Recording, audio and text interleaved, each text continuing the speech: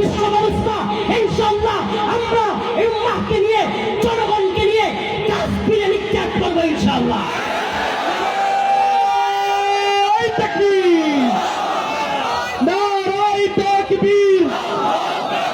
ইসলামের শব্দ,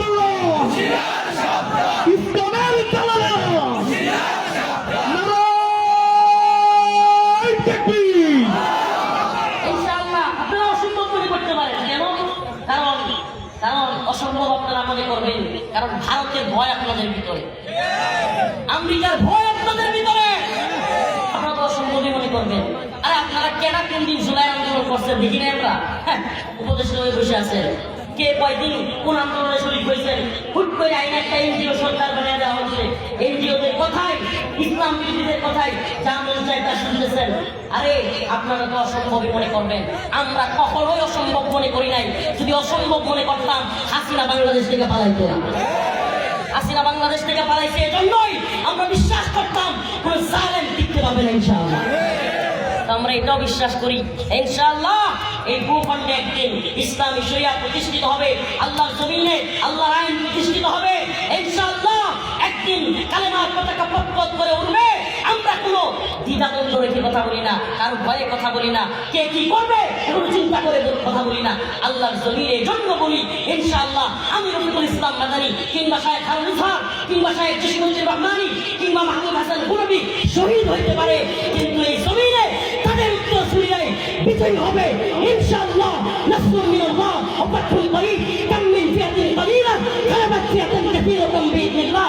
আমরা আমাদের চামড়াকে এই জমিনে বিছায় দেব, আমাদের চামড়ার উপরে আরেকটা বিজয়ী বাহিনী আসবে। সেই বাহিনী ইনশাআল্লাহ তালেবানের মতো এই ভূখণ্ডেও ইসলামী শরিয়া প্রতিষ্ঠিত করবে।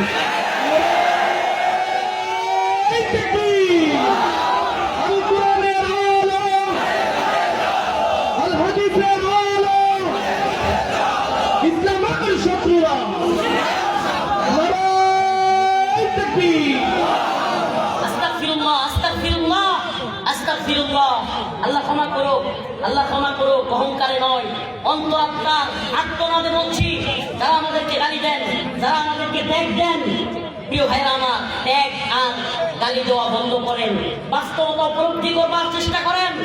আপনারা ভয় পান ভারতীয় জুজুর, আমেরিকান জুজুর, কি বলে লন্ডন বা পশ্চিমা জুজুর কিংবা রাশিয়া চীন জুজুর। আমরা একমাত্র আল্লাহ ভয় করি। আমরা গোলাম কার? বলেন না, আমরা কার গোলাম? আমরা আল্লাহ গোলামি করি। আমরা কোনো জুজুর ভয় পাই না। কে কি করলো, কে কবে হামলা করলো, এগুলো আর পরোয়া করি না। ইনশাআল্লাহ আমরা শহীদ হব। আমাদের রূপরেখা কি? আবারও বলছি, সুস্পষ্ট রূপরেখা, দাওয়া একটা জিহাদ। এই রূপরেখা কি? এই উম্মাহ কিভাবে একমাত্র দিন প্রতিষ্ঠা করতে পারবে? তোমরা কোন জিহাদ করতে থাকো? আপনি কোন ময়দানে জিহাদ করছেন? আরেকটা শয়তানি, আরেকটা শয়তানি আল্লাহ রাসূলকে করতো।